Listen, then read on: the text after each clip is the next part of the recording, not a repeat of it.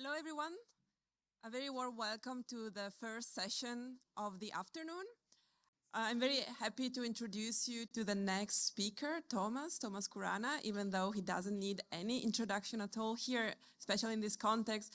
Thomas Khurana is professor for philosophical anthropology and philosophy of mind at the University of Potsdam and director of the Center of Post-Kantian Philosophy and the host of this wonderful event today and yesterday.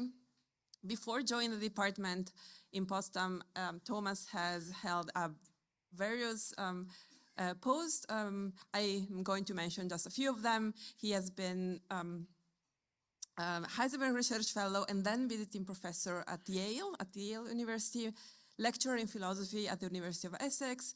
He has been guest professor, Vertretungsprofessor in Frankfurt and in Leipzig, but also Humboldt Fellow at the University of Chicago, and before that, again, a postdoc in Frankfurt. I'm going to mention just 3 publications, 1 monography and 2 articles. So the monographical book is Das Leben der Freiheit, Form und Wirklichkeit der Autonomie, which is going to be translated soon in English by Cambridge University Press with the title The Life of Freedom in Kant and Hegel. But I also want to mention 2 articles because they are basically, so they are very well connected and related to the talk today. So one article's title is Dialektische Anthropologie oder romantischer Idealismus, published in Deutsche Zeitschrift für Philosophie this year. And then the article Genus Being on Marx Dialectical Naturalism, published in a collective volume. So as you see, there are going to be continuity and maybe also some discrepancy between this talk and the previous talk by Karen. So joining me in welcoming Thomas for the talk.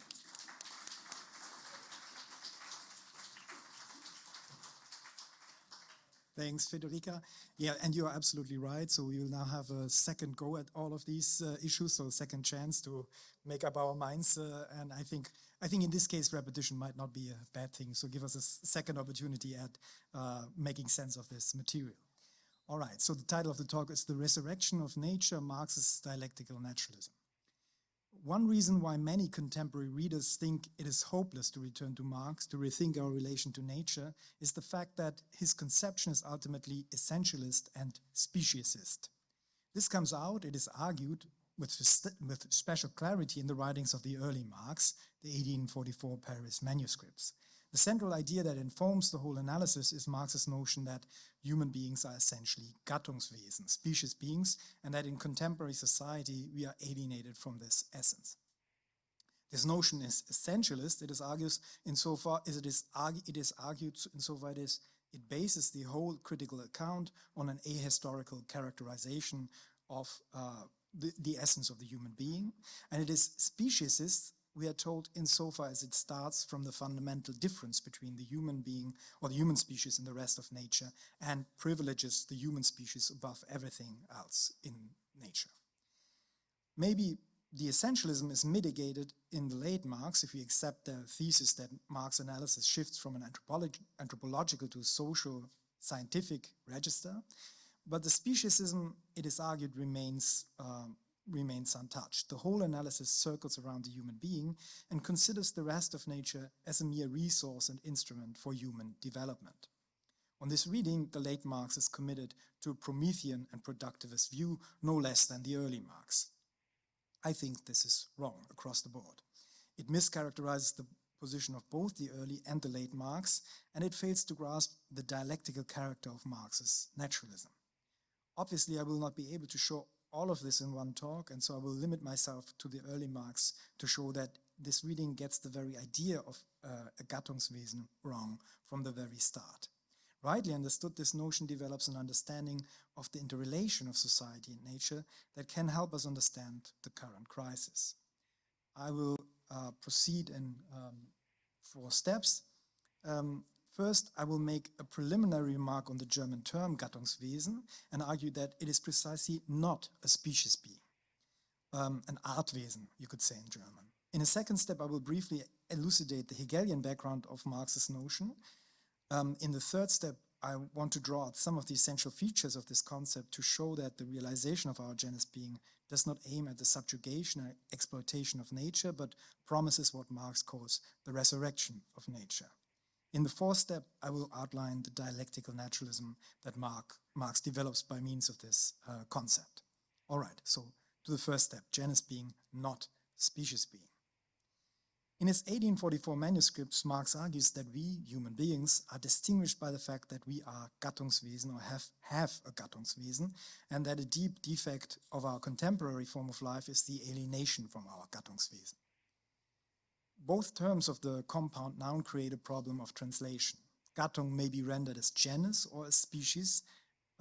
Wesen may be rendered as being or as essence. So you can use Wesen in terms in the German language to talk of a Lebewesen, so a living being, or you could talk about the Wesen des Menschen, the essence of the human being. So it could be being or essence. In respect of the first question, the consensus is to translate Gattung as species, so that the term is usually translated by saying that we are species being or that we have a distinct species essence. Regarding the two senses of Wesen, typically species essence is understood to be primary. We are distinguished by an essential determination that pertains to us by virtue of the biological species we belong to, and we can be called species beings in a derivative sense simply because we have a conscious grasp of our own species-based essence and act in light of it. I think this is misleading in both respects. Gattung should not be translated as species, but rather as genus. And Wesen is not primarily to be understood in terms of essence here, but rather in terms of being. For Marx, we don't have a species essence, we are genus beings. That is to say, Gattungswesen primarily refers to our mode of being, not to an essential property. So, for example, Korsgaard in a recent paper about species being talks about it in terms of a property. I think it's a mode of being.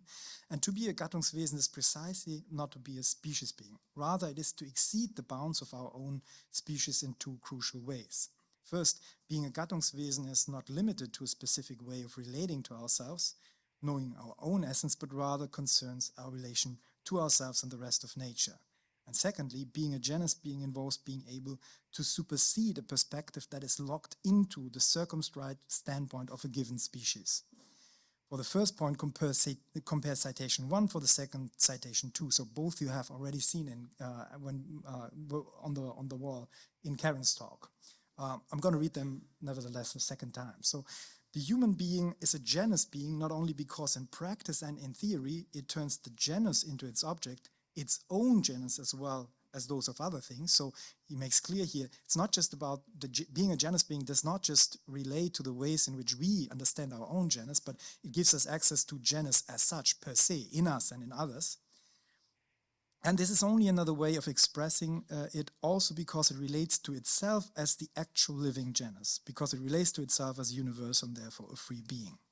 Second quotation, an animal forms objects only in accordance with the measure and the need of the species, Latin here in the original, so species, to which it belongs, whilst man knows how to produce in accordance with the measure of every species, nach dem Maß jeder Species, and knows how to apply everywhere the inherent measure to the object. Man therefore also forms objects in accordance with the laws of beauty.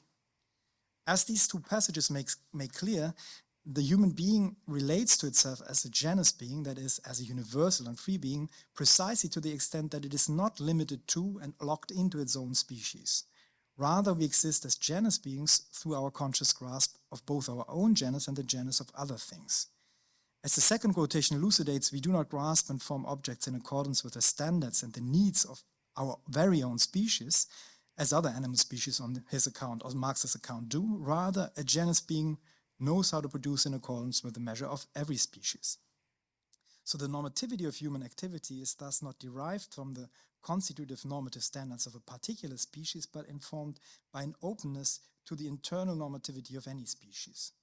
We are open to the inherent measure of every species in the expansive sense that we are even able to judge something where no concept is given in advance and can guide the judgment. So genus beings are capable of aesthetic judgment, because their capacity for appreciation points beyond their capacity for species-specific judgments of pleasure and life form specific judgments of moral goodness. So we are beyond those two ways that could determine us. So I think this is an underexplored topic. We heard about it yesterday with regard to aesthetic in terms of sense experience, this kind of aesthetic dimension in Marx, both with regard to the way in which he understands human judgment, but then also human action.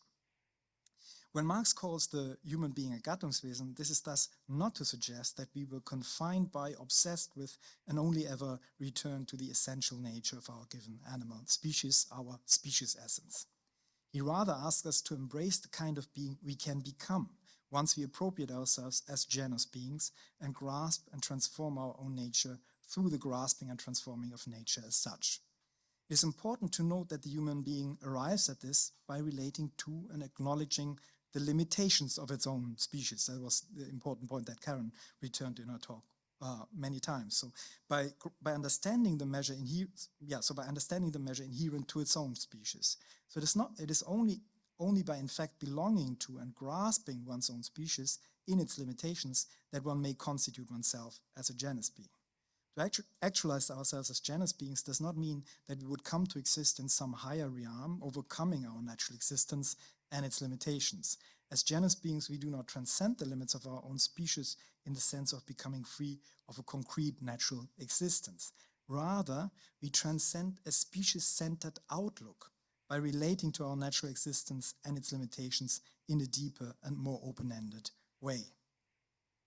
So that was just the first step, a certain attempt at clarifying the notion by looking at the term Gattungswesen. So now to the second step.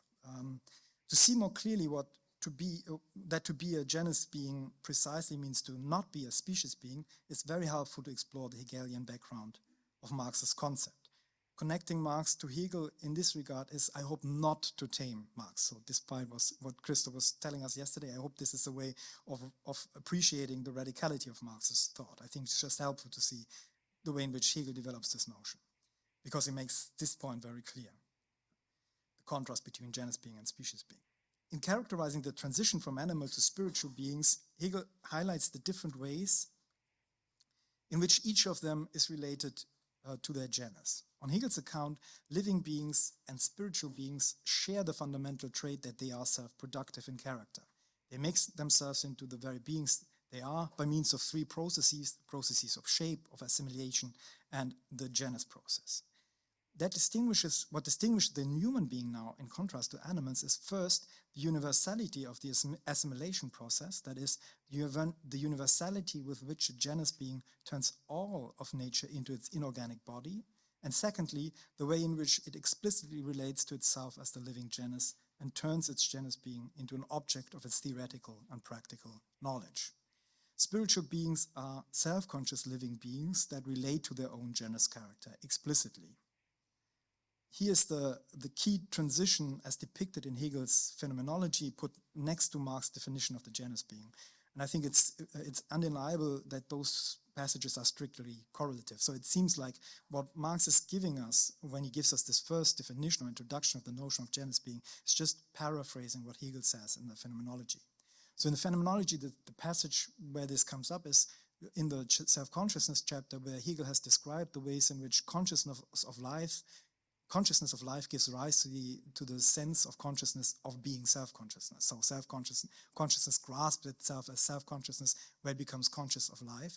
And he explores the notion of life and the way in which it is, and develops the way in which this involves a certain kind of fluid universality. And so he resumes his account by saying the reflected unity of life is the simple genus, einfache Gattung. So the way in which he has developed the notion of life for us, he says we can now see that life is in itself Gattung, simple genus, which in the movement of life itself does not exist for itself as the simple. So from our point of view, from the point of view of consciousness, we have seen that the process, that this metamorphic process of life brings forth this simple genus. But this simple genus does not become explicitly an object in that life process itself. It does not become for itself yet. Rather, in this result, so in this result of being simple genus, life points towards something other than itself, namely towards consciousness, for which the life is as this unity or as genus. So only for consciousness, only in consciousness, the truth of life comes out. But this other life, for which the genus as such is, and which is the genus for itself, is self-consciousness. And so if you look at that last sentence, you see the exact doubleness that Marx is describing. This other life now is what you call, this is a gloss on what self-consciousness, this other life, and for this other life, genus is as such, and this other life is also genus for itself. So it has access not just to its own genus, but to genus as such. So it starts from a consciousness of life generally, but then understands itself to be such a thing. All right, so I don't have to read out the Marx passage again. To understand now the background of Marx's notion of genus being, I think it's helpful. So this is just to suggest they have basically the same basic idea that's being developed here. And now I think that certain more elements of Hegel's account may be helpful in grasping what Marx is up to. And I think that especially what Hegel says about the assimilation process and what he says about the genus process in the case of animal beings and spiritual beings is helpful. First, the assimilation process. The process of assimilation can in general be characterized as a process by means of which a living individual makes its environment its own. In its theoretical relation, the living individual perceives the surrounding world in its own specific register, grasping the environment in its relevance for the self-production of the living being. In its practical relation, the living being turns the surrounding nature into a means of life. That's a term that Marx uses, Lebensmittel, either by incorporating parts of that nature or by turning it into a tool. Finally, the living being can realize itself by means of an expressive operation as well that unifies the theoretical and the practical process. It can make the world its own, not by simply perceiving or by incorporating it, but by a practical transformation of the surrounding environment such that an external object becomes expressive of the living being. This last type of assimilation, the so-called ideal real process, however, is only of marginal significance for animal assimilation. Now, in Hegel's account, the mode in which the animal assimilation of the world proceeds is subject to three significant limitations. First, the animal species registers and responds to its environment in a highly selective manner, guided by its pragmatic relevance for the living self-production of this very species. The animal being thus only has access to a very restricted circle, beschränkter Kreis, which constitutes its inorganic nature, whereas the human being, and I quote, as the universal thinking animal, has a much more expanded circle, viel ausgedehnteren Kreis, and makes all objects its inorganic nature, also with regard to its knowledge. All objects of nature are the object of our assimilation. The animal thus has a more possessive and selective relation to its environment than a human being has to its world. Second, in the process of assimilation, the subject attains satisfaction in a merely particular rather than universal fashion. The movement of assimilation is in each case driven by a particular lack and only attains a corresponding particular satisfaction. Having reached its satisfaction, the animal therefore always returns to the condition of need. Spiritual beings, on the other hand, turn the satisfaction into a habit. They are not necessarily driven by the particular experience of lack, but by a recognized general need that they satisfy in a general fashion. Third, the animal process of assimilation seems to find its highest completion in the dissolution and the incorporation of its inorganic other. The idealism that Hegel ascribes to animal beings actualizes itself in a consumptive, self-centered manner, so selbstsüchtig is the term here, rather than a productive one. The animal achieves its independence from its other, not in the other itself, but effectively by dissolving and consuming it. Spirit, on the other hand, strives to realize its independence from the other, not, and I quote Hegel, outside the other, but in the other. Spirit does so by means of processes that transform it in such a manner that it becomes reflective of spirit itself. So that transform nature in such a manner that it becomes expressive of spirit itself. For spiritual beings, assimilation thus finds its most important form in the ideal real process, the movement that Hegel describes as one of self-externalization, where something makes itself external to itself. It is evident that all of this, and especially this last point, resonates deeply with the way in which the early Marx portrays the human being as a productive creature of labor that transforms given nature and objectifies itself in the products of his own work, such that nature becomes reflective of the human being. Through the human being's production, Marx says, nature appears as the human being's work and its reality. And he says, nature takes on a human character and begins to operate as the bond that connects human being and human being. Okay, let us turn to the characterization of the genus process in Hegel. So even though the paradigmatic and most obvious realization of the living genus process is the reproduction of the species through sexual reproduction, it is important to note right from the start that Hegel distinguishes between genus and species, these terms, Gattung and Art. So there are passages, you can always point me to passages where he uses them synonymously, that's true, but he makes a conceptual distinction between the two. Gattung and Art, so they are not, so this distinction is that it's not only true in the sense that genus can be used in terms of the broader class comprising a number of various species. So that's the general thing that we all know. More importantly, Hegel distinguishes genus and species with regard to the type of universality each brings into view. The species is generally understood as a particularized and abstract form of universality that does not fully capture the true universality of genus.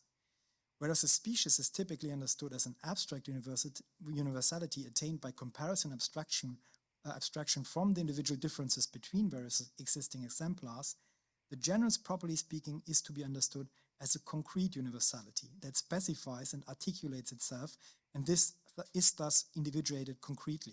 So species is an abstract term. Art is so in a sense there are no species in nature actually also. That's something that he explicitly says, but that's just our abstract conception of something that a certain kind of classification that we do. And we come up with this sort of universality by abstracting from the particularities, the singular kinds of articulations in the individual thing. Whereas genus is supposed to be at least a concrete universality, so a kind of universality that specifies itself. Whereas a species is in line with the meaning of the Latin term species, connected to a determinate character, shape, or figure, and appears as a particularized expression of universality based on the opposition of one species to the other, genus points to the truly universal ground sublating the opposition between various species. The talk of a species therefore lets us think of a determinate and fixed abstract ideal we can measure individual instantiations against, while the genus in Hegel's sense presents itself differently, as the universal fluidity, allgemeine Flüssigkeit, that adheres in, animates and unites the life process. And so if you look at the phenomenology, that's true of the individual living being as well as of the life process in general. So in the individual living being, but also in the life process in general, genus is present in the ways in which each individual part is part of a larger whole, or each individual instantiation is overcome, abandoned. So there's a universality that consists in fluidity, in this kind of allgemeine Flüssigkeit. The true force of the genus, therefore, does not come out in the stability of one and the same ideal form that persists, but rather in the unity of a process of metamorphosis, of constant attaining, overcoming, and abandoning of form. The genus is the fluid universality that pertains to a being that cannot be exhausted by any of its particular parts or instantiations. It is, and I quote from the phenomenology, the universal unity which contains all those moments as sublated within itself. Okay, this comes out in the negative modes of genus relation that Hegel describes in the Encyclopedia, just as well as in the limitations of the affirmative genus relation that is instantiated by the reproduction of the species. Let me just focus on the latter. The reproduction of the species allows for an affirmative relation to the genus. However, even this affirmative relation is subject to an important limitation. On the one hand, the reproduction of the genus makes it necessary to move beyond the mating individuals that perish in reproduction, so at least on Hegel's account. On the other hand, the reproduction of the genus is only successful in turn if it particularizes itself once again and takes shape in the form of the production of yet another individual, which eventually must be superseded. To the extent that the individual reproduces its genus, it thereby disappears and is replaced by a new individual that faces the same fate. So it's that bad infinity that Karen was talking about in the discussion. In this sense, the living being is not the genus in and for itself. It cannot maintain itself as an individual by reproducing its genus, but must relinquish itself as an individual in order to continue the existence of its genus. It has to sacrifice itself in a certain sense. It is only in self-consciousness that the difference between individual and genus, between universal individual on the one hand and universal life as universal on the other hand, is truly mediated. That the particularization and abstraction of the genus in terms of a species is superseded. Self-consciousness does not perish in the face of the genus, but realizes itself as in and for itself the genus. Self-consciousness thus grasps the genus character of the living as such and relates to itself as the genus. It is life knowing itself. As the individual self-consciousness thus relates to its own genus, we can say that it internally has the structure of spirit. It is the I that is we and the we that is I. Only where we have reached this constellation can we see how the reproduction of the genus does not make use of individuals as a mere vehicle in order to advance beyond them. Instead, the individual in its social interrelatedness itself is the realization and grasp of the genus. Okay, so that was the second step, an attempt to show that there's a certain kind of Hegelian background that is helpful. Now, a little bit further to Marx's own conception here. We'll start with a certain kind of summary of the parallels here.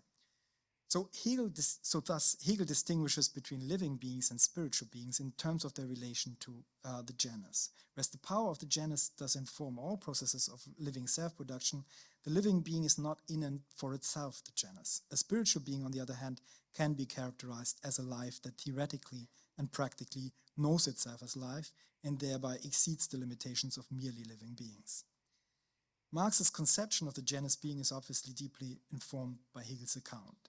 I think that Hegel and Marx share at least three important, that their notions share three important features here. First, the notion that a genus being is distinguished by the fact that in its theoretical and practical activity, it brings out the genus of things and relates to itself as the actual living genus. So this kind of definition I drew from the phenomenology and the first introduction of the term in Marx. This goes along, secondly, and I will talk about this a little longer, with an expanded openness to the world as opposed to a mere adaptation to an environment and a capacity to grasp the internal normativity of various species.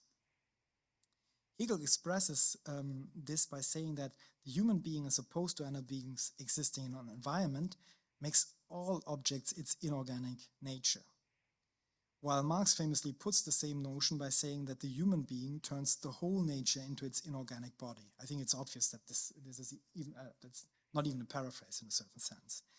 By using this formula, Marx stresses that our primary relation to nature is not consumptive but productive. Very often this phrase, very often this phrase that all of nature is our inorganic body is taken as a primary example of an anthropocentric hubris, demonstrating the human delusion to consider all of nature as human property. However, the point of the remark in Marx is exactly the opposite. So nature is not our property. Note that Marx does not say we turn nature into our organic body by incorporating it. So that would be a way of appropriating nature in a deeper way, right? But what we do is we turn nature, we grasp nature, understand nature, conceive of nature as our inorganic body. By transforming and shaping it, and that means we are invested in its independent existence. So it does not become just an extension of our own body. It is our inorganic body. It is something that needs to exist independently for it to play this role. We acknowledge both our difference from it and our intimate connection with and dependence on it. Granted, Marx explicitly especially stresses the fact that by articulating our genus beings in external natural objects, we open up the possibility that we may be robbed of those objects and thus of our inorganic body. And that might suggest the idea of property here. So it might suggest that he thinks of nature as our property and then we can be robbed of it. But if we attend to Marx's analysis more closely, we can see that what disowns us is the very idea of private property. To relate to nature as our inorganic body, we have to overcome the very idea that it is our property. Nature being this inorganic body also means that our self-expression stands under the restriction of nature's independent existence and under the restriction that the way in which we transform it should not undermine its continued existence. The way in which our industrial and post-industrial culture has expressed itself in nature obviously has undermined the capacity of nature to replenish itself. By virtue of the capitalist regime, we have thus robbed ourselves of our inorganic body in a double way, by disowning ourselves of it through the form of private property, and by undermining the essential circles of the natural metabolism we are dependent upon. So that's a double kind of, robbery. All right, finally, third point of contact between Hegel and Marx on this point. Hegel and Marx share the notion that living and spiritual beings are not two unrelated sets of entities. Rather, spiritual genus beings are self-conscious social animals. On Hegel's account, self-consciousness is something detached, not something detached from life, existing in some separate, higher realm of spirituality. It is this other life that knows itself as life. On Marx's account, we can express something similar by saying human beings remain themselves part of nature, even if they grasp and transform nature by virtue of their genus being. In these three respects, Marx's notion of genus being is fundamentally Hegelian, I think. But this is not to deny that he develops the notion far beyond Hegel by articulating the practical, social, and historical character of the genus being in greater depth. This allows Marx to avoid possible idealistic misunderstandings that Hegel's own account is insufficiently guarded against. The notion that a genus being may be a being of pure thought, detached from its material existence. The notion that in the spiritual being, the genus is present in such a way that it is not dependent on actual social intercourse, or a certain kind of solipsistic understanding of the genus being. And the notion that the genus is a timeless essence, immediately present and in need of time merely to explicate itself. What is essential in these three dimensions is the fact that Marx thinks of the practical, social, and historical actualization of our genus being as opening up the thread, maybe necessarily developing itself through our alienation from our genus being and from nature as our inorganic body. We actually realize ourselves as genus beings only in overcoming this alienation, and we only truly do so where our self-appropriation also involves what Marx calls the resurrection of nature, the recognition and flourishing of the genus character, the fluid universality of natural processes more generally. And I want to spell out this idea a little bit more. So I think there's this general idea that I want to bring across, that in a sense I think it's that finding access to this idea of genus being actually works through alienation. And that also means that in a certain sense, when Karen was thematizing the measurelessness of capital, I think that this also plays a role in getting us beyond species being. So that bad as it may be, it's our way into this.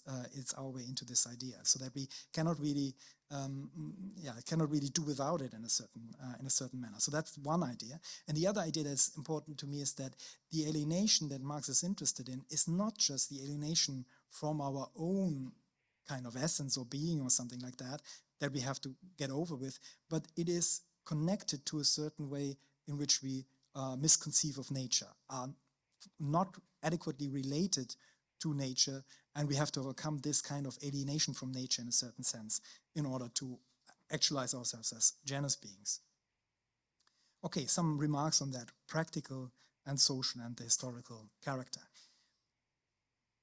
Practical character. Marx makes clear that the human being duplicates itself not only in consciousness, intellectually, but also actively in reality, and therefore it sees itself in a world that it has created. So the way in which we produce this genus being, find access to it, is by way of embodying it in the world. So it's not just an intellectual form of self-consciousness here. The primary genus activity of human beings is therefore labor. The process of labor involves workers, Marx says, putting their lives in the object. So this, and interestingly, so that's the same kind of phrase that Hegel used, but Hegel used in the philosophy of right the phrase of, in terms of property, putting your will into the object. But what Marx is interested in is not putting my will into the object, putting your life into the object, right? So the product of labor is the very objectification of the worker's life in an external object. And the human being proves itself as a conscious genus being through the practical production of an objective world. This mode of self-objectification is first a way of lending oneself a material, lending one's life a material objective reality instead of remaining in the realm of mere thought things. And second, the practical self-objectification performed by labor constitutes a way of expressing one's genus being, not through some additional act of expression or reflection, but by way of the distinct mode of the reproduction of one's life process itself. So life process and its expression, the act and its reflection, are thus one and the same. In the laboring activity, labor is the epitome of a self-conscious life activity. So that might seem counterintuitive, but so there's a way of thinking of this kind of self-consciousness that plays a role in self-conscious life as some kind of an add-on. So we practically engage with the world, and then we become conscious of what we are doing in a certain sense, and so are aware of it. But the way in which Marx wants to place the self-consciousness, he wants to place it practically in our labor activity. And so those two things, reproducing our lives and become conscious of it, do not come apart, right? I mean, so they can be one. It's just this way of this mode of reproducing ourselves. The objective manifestation of our genus being and the product of our labor gives us agency and freedom vis-a-vis our own being. So it becomes an object that becomes open to negotiation, negotiation between us. But at the same time, this mode of actualization of our genus being also makes us vulnerable to a specific kind of deprivation. And in the second part of the quotation, you see this here. By robbing human beings of active and true ownership in their production, quote Marx, estranged labor tears from the human being its genus life, its real genus objectivity. So what appeared as the human being's privilege compared to the animal being, that its genus being becomes manifest in its explicit objective form, that makes it an object of willing and knowing, turns out to involve a deep vulnerability. The human being can be deprived of its inorganic body, which is the manifestation of its own genus life. Whereas any exemplar of a species can be subject to deviations and defects to the extent to which it does not live up to certain reproductively relevant standards of its species, an individual genus being can be defective with regard to its genus in a distinctly different manner. So there's a distinct kind of pathology that's possible here. And it's not living up to our species standards. So it's not that we don't fulfill the species requirements here, but rather we don't find the right access to the genus being we produce. So we are capable of alienation. A genus being can actualize its universal life in such a way that it does not grasp and appropriate the truth of its own activity and turns its genus activity into a mere means for its own biological survival. So that's for the first point, practical character. Now, social character. Marx argues that we actualize our genus being only through social intercourse with others. In order for us to be the living genus for ourselves, it's necessary that we reciprocally operate as mediators between ourselves and our genus. As a genus being, the human individual is no less dependent on other individuals than the living individual in the process of reproduction, but rather more thoroughly dependent on others. The human being, qua genus being, is the relation to every other human being. It is the ensemble of social relations. To bring this out, Marx again returns to the social character of labor and care, of producing with and for one another. He avoids the legalistic analysis in terms of recognition favored by Hegel. Marx wants to, I think the reason for this is that Marx wants to make unambiguously clear that the sociality of our genus being characterizes the very form of our natural existence all the way down. Now, the difficult task he poses for us is to grasp the precise nature of a true social mediation of my genus that distinguishes it from social interrelations that rather alienate me from my genus beings and thus from my social other. Marx's own account starts from an analysis of the alienated conditions he finds himself in. In this condition, our genus activity is indeed heavily socially mediated without, however, properly connecting us to our fellow humans and to our genus being. So, I mean, to think of capitalism as not being a super strong kind of social mediation between each of us would be crazy, right? So we are heavily socially mediated. Everything that we do is connected to what other people do. Anton was raising the issue in one question also that, in a certain sense, humanity becoming the subject of that concern. So talking about a genus being in terms of bringing up the species is an historical product that has to do with this. And so there is a heavy social mediation, yet it is one that does not allow us the right kind of connection, social connection to others. And therefore the question is, why is that? So under conditions of alienated labor, we have, I think, in Marx's analysis, a particularized and instrumental relation to our own labor and our products. That is to say, we turn our labor and its products into mere means into mere means to serve our particular self-interests. Even though I produce a product that you may need, I do not produce it because you need it, but to ensure my own survival. As Marx puts it in the manuscripts, and I quote, "The social relation in which I stand to you, my labor for you, your need is therefore mere semblance. And our reciprocally complementing each other, wechselseitige Ergänzung, is likewise a mere semblance, the basis of which is reciprocal plundering." Quote end. So even though the activity of alienated labor objectively ties us together and makes us dependent on one another, even though we mediate the life activity of others who mediate ours as we produce goods others consume and consume goods others produce, we do not truly relate to others in our genus being. No matter how extensive our cooperation under capitalism, the cooperation and the other remain mere instruments for the satisfaction of our individual needs. Thus, this mediation itself is not recognized as the actualization of our genus being, our true product and task, but is grasped as a mere means. In social terms, the state of alienation is thus characterized by a form of atomism in which each of us is isolated from everybody else, an instrumental relation to the social other based on each individual's self-interest. This is of a piece with the social alienation from the other that I'm disconnected from. It is of a piece with this social alienation from the other that I'm disconnected from the objects that mediate our interrelation.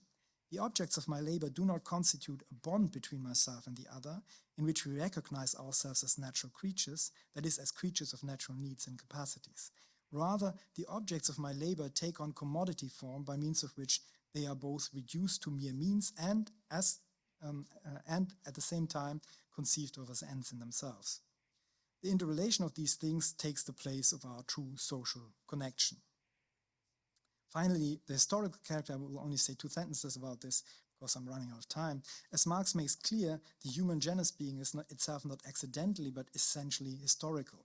The act of origin, Entstehungsakt of the human genus being, is history itself, he says. It is thus only through the historical self-production of the human being that this genus being develops, articulates, and gains the normative role it has for us. The structure of this history involves both the production of and the overcoming of alienation. Let me conclude with the last section, the resurrection of nature. The naturalism of the early Marx is not a species-centered naturalism that characterizes human societies according to their conformity or deviance from a standard provided by the natural norms of our biological species. Rather, he characterizes the ways in which a history of societal forms have produced our ability to exist as a distinct kind of being he calls genus being, and yet at the same time blocked us from truly realizing ourselves as such. Marx is thus not a classical ethical naturalist.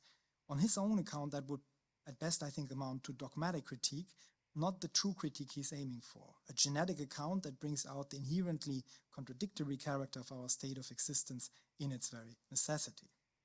If this is right, some may argue that Marx is in fact not a naturalist at all, but rather informed by an idealist notion of spiritual self-determination, independent of and actually opposed to our natural existence. So stressing this kind of way of getting beyond our species, the way in which this is a historical, social historical achievement, then might give us the idea that this is not a naturalism at all.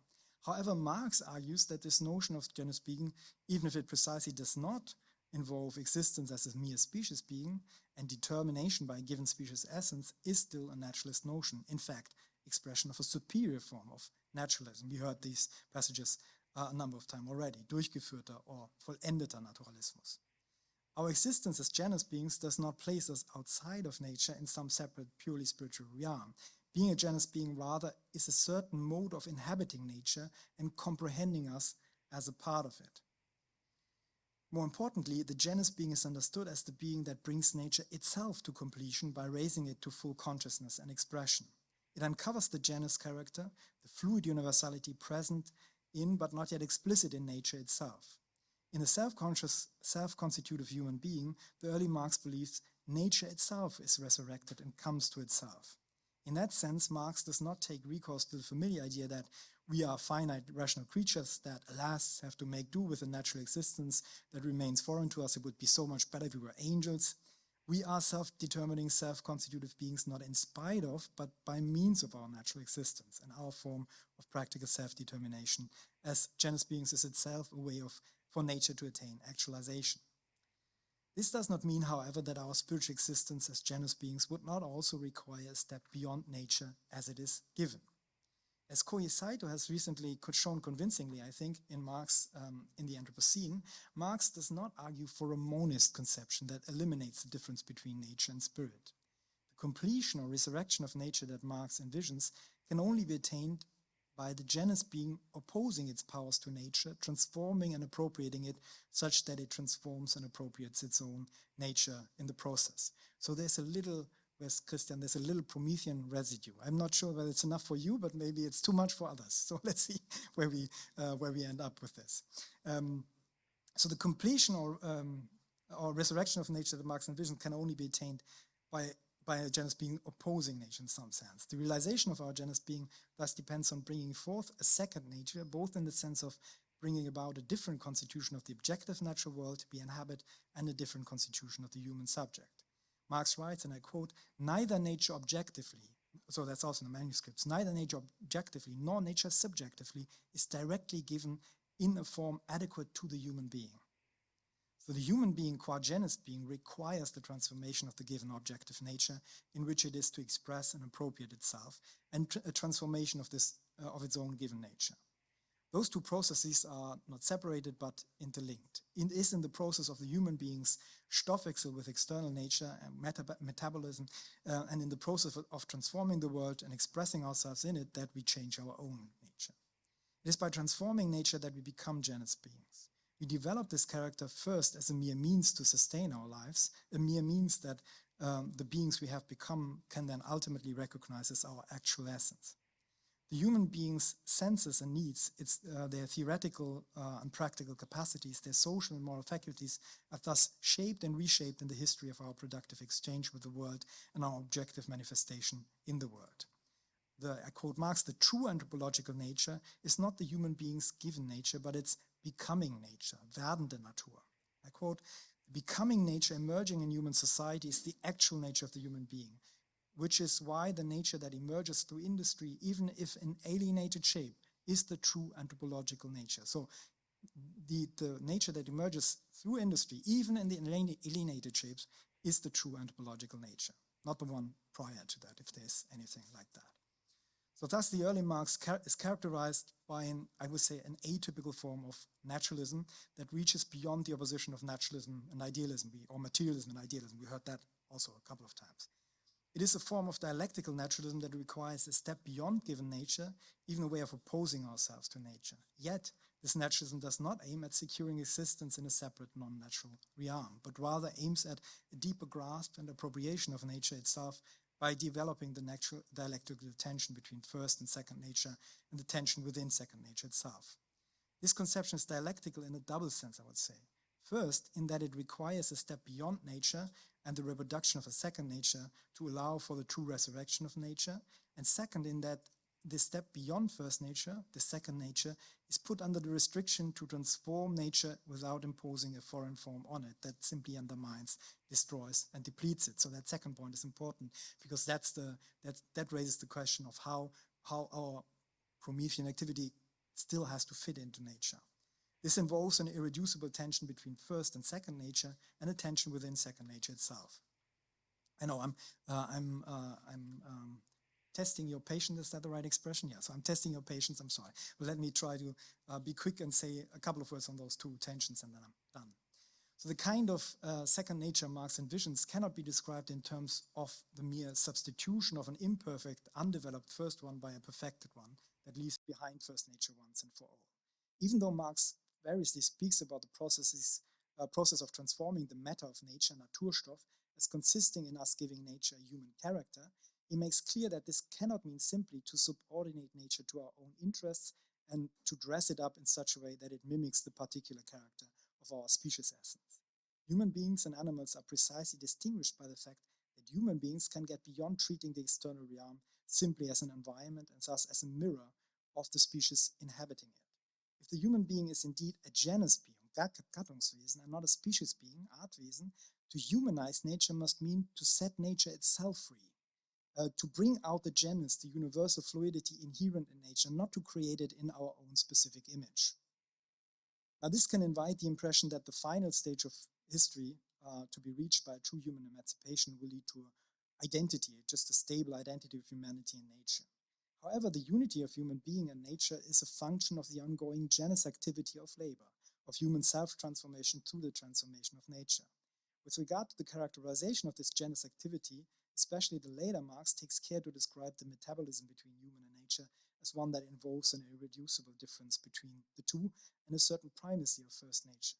Not only is the natural material the reducible basis for human creation, such that the exploitation of the resources of the earth endangers the further existence of us as genus beings, in addition, all human creations retain a level on which they remain first nature and subject to the more basic metabolism of first nature.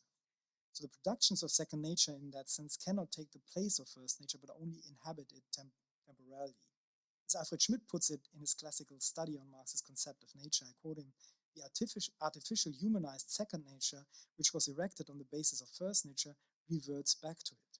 The transformation of the materials of nature by human beings is undone by the destructive force of extra-human influences exerted by nature. This made me think of the passage in the Physics by Aristotle, where Aristotle thinks about the way in which, having built a certain thing out of wood, when time comes, the construction, the form we have imposed on it withers away, and the internal principle, the internal nature of the wood comes out again. So, however transformed second nature always also remains first nature, the freedom of the human being cannot be characterized as a simple freedom from nature or as a domination of it. The developed relation with nature that the genus being is capable of is not the domination of nature, but technique, with Benjamin's terms, that is to say, conscious government of the relation of spirit and nature. I have more on Stoffwechsel here, but we can't go into this. Maybe we can come back to it in the Q&A. Now, the inherent tension, very quickly. Marx's dialectical naturalism of second nature does not merely involve this ongoing relation between first and second nature. It's further defined by an inherent tension between a perfected, complete form of second nature, realizing our genus being, and an alienated, reduced form of second nature that instrumentalizes our genus being and perverts it. That we can exist not as mere species being, but as genus beings is something we grasp through the comprehension of our alienation. The state of alienation does not just fail to realize our genus being, it realizes it in a perverted form. That explains both the productivity and the viciousness of this defect. It does in fact produce our genus being, yet in such a way that it reduces it to a mere instrument and separates us from it. What makes Marx's naturalism particularly intricate, I think, is the fact that this alienated state is itself characterized by a certain type of naturalism.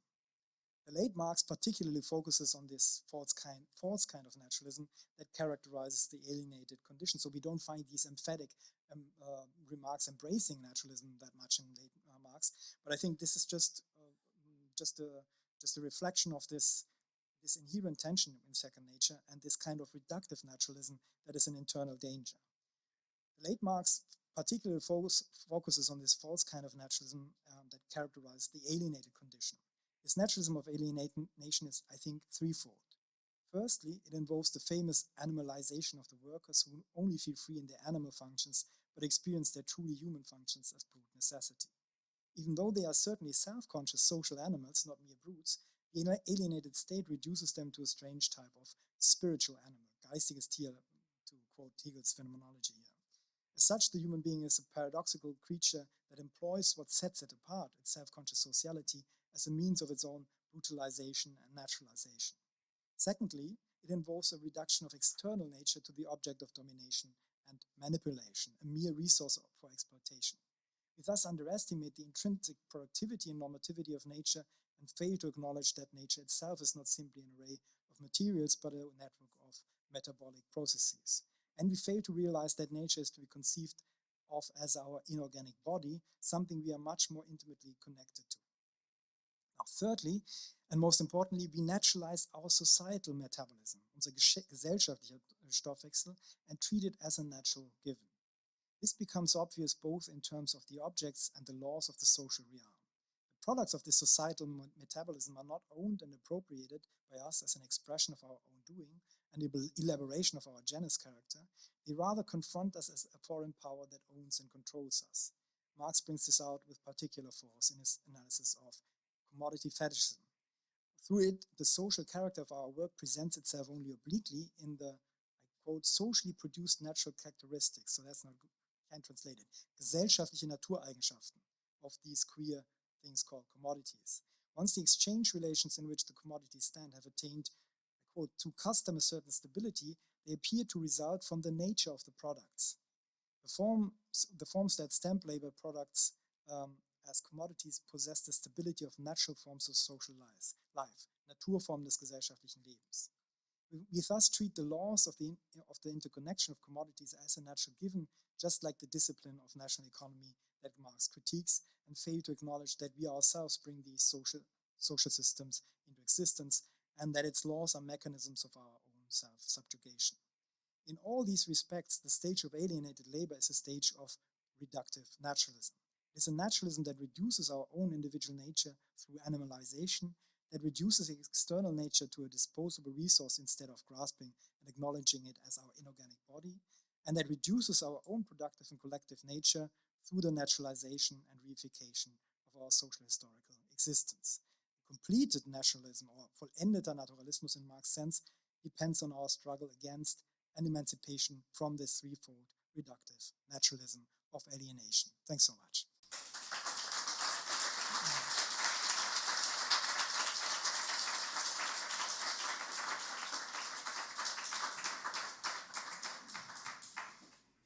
So thank you very much for this beautiful and rich talk on Marx's dialectical naturalism. Okay, keep your hands up for what whole well. Okay, Karen.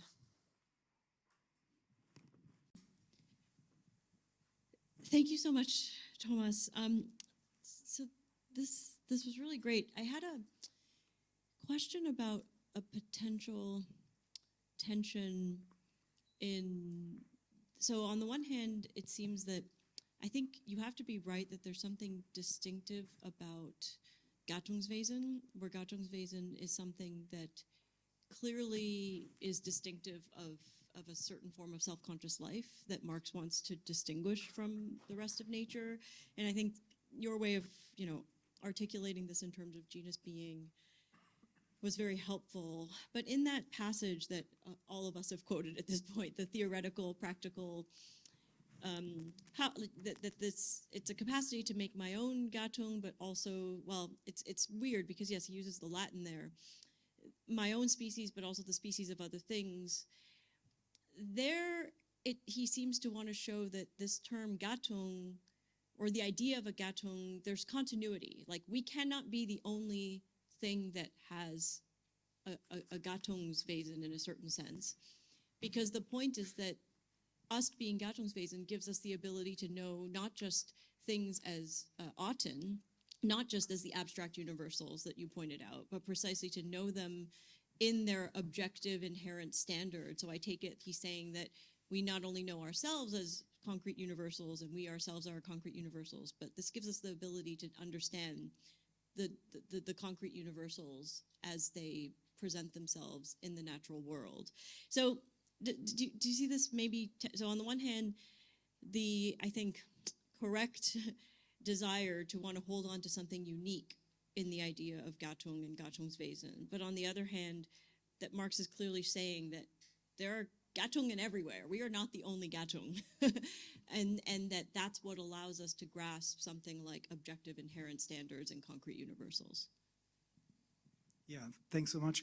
Yes, so that's the key problem, and I want to hold on to this doubleness. So I cannot respond by somehow doing away with it. So that would not work, because that's exactly the point that I want to make. So what makes us specific can only come into view on the basis that we see something shared between us and the rest of nature. So we in a certain sense grasp nature in a different manner, in a manner different from the way in which it grasps itself in a certain way, but thereby see our connection to it. And so that's the tricky dialectical thing that we need to get into view.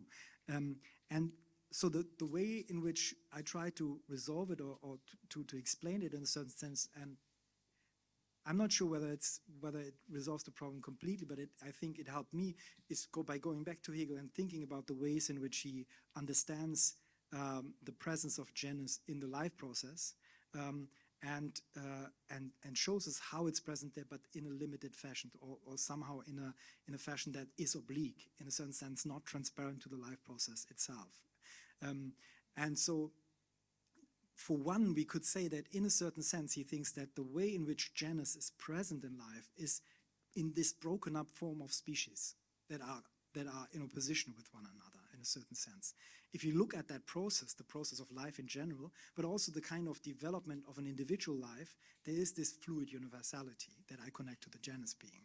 It's present in every living being in the way in which it brings forth forms and transcends them, in which every member of your body produces the next and in a certain sense overcomes itself by that fact. There is this fluid universality, but the way in which this nature reproduces itself on the level of mere life is by breaking itself up into species. Those are the reproductive units that exist there. And so it somehow needs to get this fluid universality out of the picture in a certain sense, or particularize it in a certain manner, abstract it in a certain manner. And so that means it's there in the life process, but it is not there, it is not for itself, this kind of genus. And so the kind of activity that we perform allow us to make contact to that feature that we actually share with life, but that in a certain sense is blocked from you in living things. So that was my way of understanding this, I think, so by returning to Hegel's philosophy of nature in that regard. Yeah, but I see. So I do not only see the problem, I want to embrace it. So I need to come up with a good answer that you also find satisfying there. Yeah. Christian, mit. Thomas, thank you for this for this very interesting and I find a bit amphibious talk. Amphibious? Yeah. Okay. Because it might be that I'm too simple a mind for dialectics, and that's the problem. But at one point in your talk you said, in first nature, if there is any such thing like that, and then later on you spoke about the normativity of nature that we somehow have to respect. And this is the kind of amphibious thing. So I'm going with you at all points where you say there is a unity of humanism and naturalism, and nature is the inorganic body, and so on and so forth.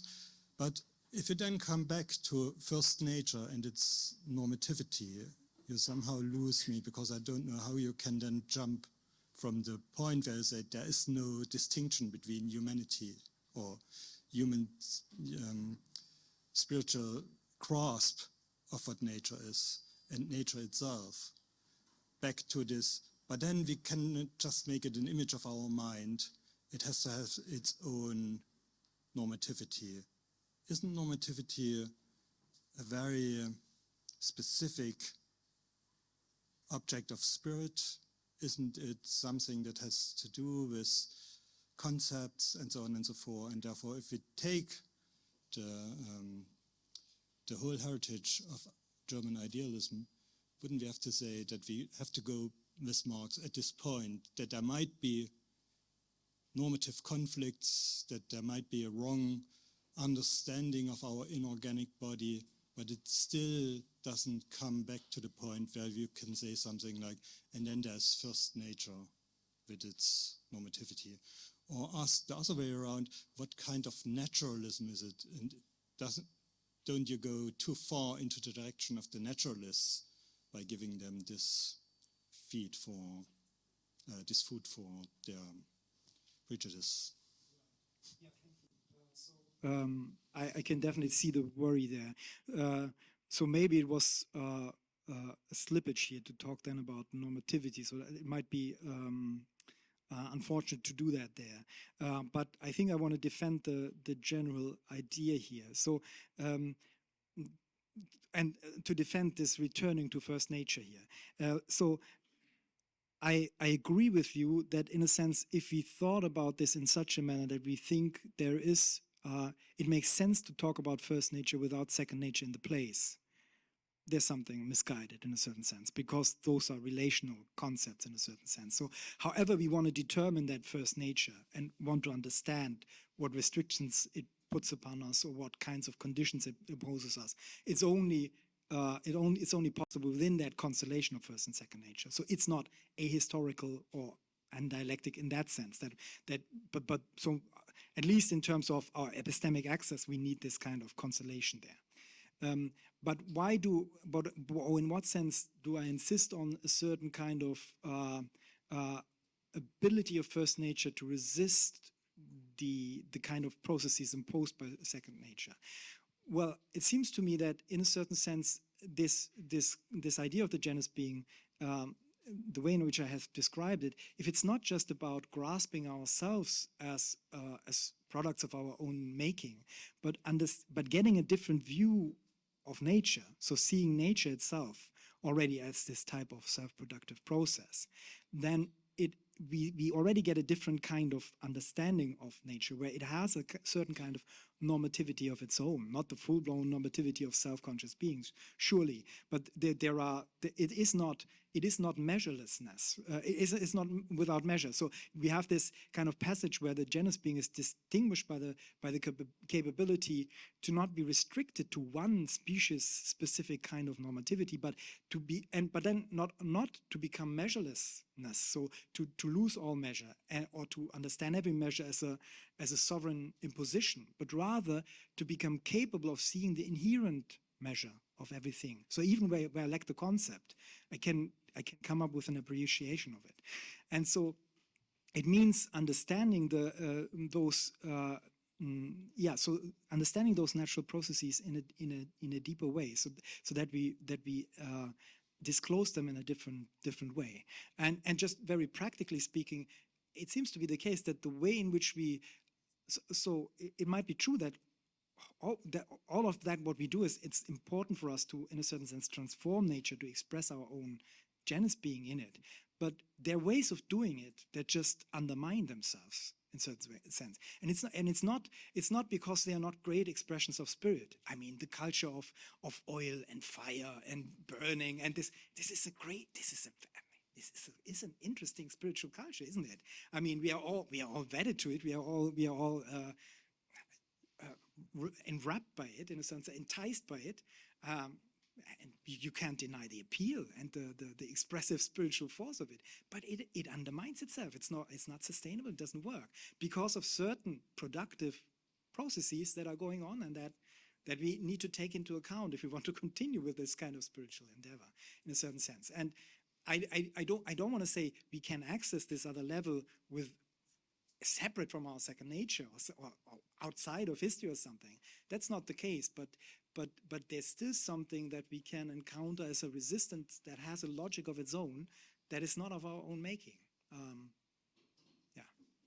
Okay, I would now take two questions. I have Anton and then the person behind him. So I wanted to ask how you were thinking, Marx was thinking about the relation between the alienation of Gattungswesen and capitalism in particular. So there's some sort of disturbance in our relationship to nature. Is that disturbance, as you see it, that Marx sees it, is that disturbance a feature of the fact that production under capitalism is for exchange rather than for use? That is it like that there's a market, and so there, production is of commodities, and so there's commodity fetishism, and so, is it that kind of thing? Because there wasn't that under feudalism or ancient slavery, and so was that how was Gattungswesen back then? Was everything okay? Gattungswesen's vice, or what? Or is it about class domination, the extraction of surplus labor?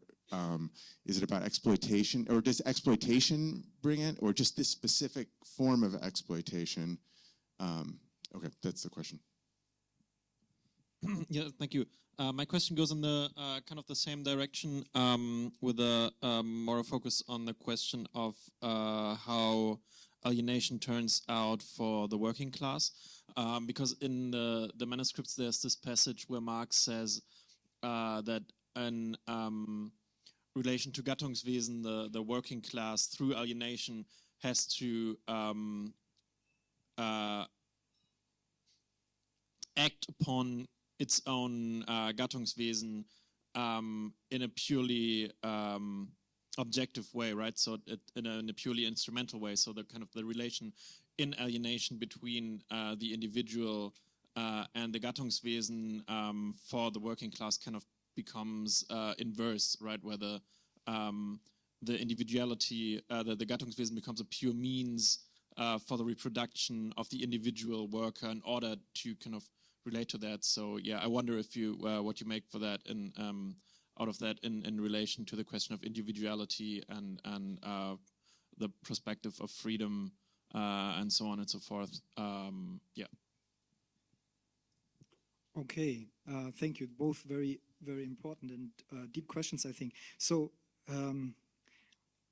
yes, so exploitation, or which is it exploitation, or is it this kind of commodity exchange, the market?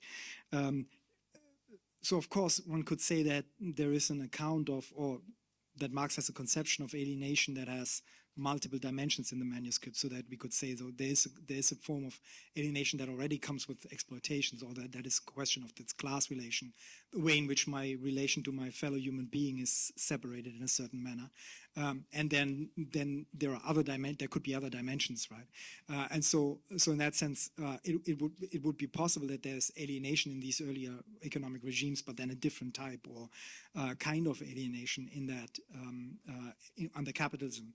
And so my sense is, but I think I need to think about this more. So my sense is that these the kinds of problems that I had in view in terms of our alienation from nature, or our alienation from nature as our inorganic body, have to do with commodity exchange, or have to do with that last form. There is a sense in which, of course, in a certain sense, you could describe these earlier forms of radical subjugation of other human subjects also as a way of treating them as a mere piece of nature, and then having a certain relation to nature there, that it could be problematic, that is also maybe not taking into account the ways in which I depend on them as my inorganic body, not sufficiently at least. But so we could resituate the problem in a certain sense. But I think that the connection I wanted to make, or that I see a stronger connection there to commodity, and I think that has to do with the way in which there is this kind of way in which the commodity exchange involves a certain kind of mediation of what Marx calls the societal metabolism, which he describes in one place as this kind of metabolism that has the form of putting an object of no use value into the hands of one where it has use value. It's mediated by this exchange, but this exchange lifts off and then gets a life of its own, and this other thing drops out of the picture in a certain sense. So it takes the place of the societal metabolism in a certain sense, and that kind of creates that kind of creates the more specific problem. So I think I would say that, yes, but you're right. There is an issue there that we would. It's not everything. Not all is well with these other forms in terms of Gattungswesen. Can't be the case. So that's right. Yes, and so the passage about this idea about the individual worker and the ways in which there's a certain kind of inversion here. I'm not totally sure what where you were heading with the question. So I agree with what you said about this, the way in which Marx describes this, and I try to allude to this in the way in which I described the kind of practical character of genus being and this kind of animalization of the worker that's going on there, and the ways in which our genus activity, labor, then is being produced, and also produced in this very general, universal fashion in one sense, but then on the other hand, not as an expression of our own being or task, but rather as a mere means to individual survival. Now, you were mentioning the individual there, maybe pointing to a certain manner in which this would involve some individual freedom. Well, I mean, what I would want to say is that how I read the way in which Marx describes Gattungswesen or genus being, it's very important that it has not the form that it means the subsumption of a certain token under a type. So being genus beings does not mean that we are all members of the same class in a certain sense, but rather involves a certain kind of second personal relation that individuates us. So being a genus being does not mean that I'm not an individual, quite to the contrary. So this kind of the individuality of the worker in these animalistic kind of ways, that's a deprivation, that's not true individuality, but rather being a genus being opens up the road to becoming an individual in the proper sense of the word. So the time will be over, but maybe we can take two more very quick questions, just like 30 seconds each. So the person close to them, the one who has asked the last question. So you, yeah, yes, and then one question there, yeah. Thanks so much, Thomas. That was great. I just wanted to make a very, is this working? Yeah. A very brief remark about what I said yesterday. Yeah. Me on your exemplary comments. So I didn't say that using Hegel to understand Marx tames Marx, right? So this was the point of saying that Marx begins from a point of absolute proximity to Hegel, that he's his most faithful disciple among young Hegelians. What I wanted to draw attention to was the radicality of the critique that then results. And so, I mean, this kind of work is precisely what not only I think we should be doing, but that I'm very interested in. So I wanted to ask something very quickly about... I'm happy about that, but I still have some guilty conscience. So I think Karen and myself both, you made us really be conscious about ourselves. Okay, so the thing I want to ask about the Hegel-Marx connection when it comes to Gattungswesen, as you know, I'm very sympathetic to reading it as genus being and using that term. I think it does important work. So one thing that you might think about Hegel is that because he can say that spirit is the truth of nature and that he can conceive of us in terms of spirit, and spirit is absolutely first with respect to nature and so on, there's some sense in saying the thing that the very early Feuerbach also says, which is something like, well, we're the genus being, so we're kind of the most universal thing that there can be, and therefore it makes sense to say that we contain or perhaps articulate ourselves into things which are less universal than us, and perhaps those are species or arten. That's the thing that it sort of makes sense to say. And I wondered, so this passage that also came up in Karen's talk, where Marx says that we human beings know how to produce according to the measure of every species, nach dem Maß jeder Spezies. That looks a little bit more in need of explanation, right? If you don't have the notion that because we're just the most universal thing that there could possibly be, because we're spirit, and spirit is, the apex of the system and so on, it seems less obvious what Marx can mean by saying that we can produce according to the measure of these other things, which are also general or have a certain universality, but where the universality is lesser than ours. So I just wondered if you could comment on how you interpret that passage. Please, quickly. Yeah, I'll do it very quickly. Thank you, Thomas.